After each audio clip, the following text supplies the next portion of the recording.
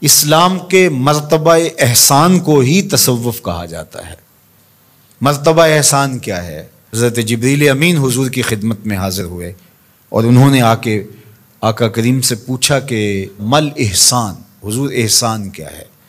تو آقا کریم نے فرمایا تو اللہ کی عبادت اس طرح کرے کہ گویا تو اسے دیکھ رہا ہے۔ تو عبادت کو اس طرح سے کرنا یہ مرتبہ احسان ہے۔ دوسرے لفظوں کے اندر اس کو تصوف کہا جاتا ہے۔ اگر آپ سے میں یوں کہوں کہ انما الاعمال بالنیات سے شروع ہونے والا سفر کأنک تراہ پہ ختم ہوتا ہے، اس سفر کا نام تصوف ہے۔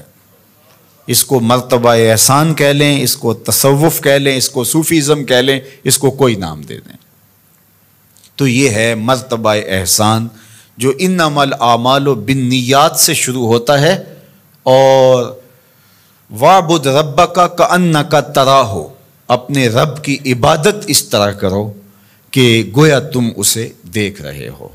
تو یہ جتنا احساس انسان کے اندر راسخ ہوتا چلا جائے گا اس قدر وہ بڑا صوفی ہو۔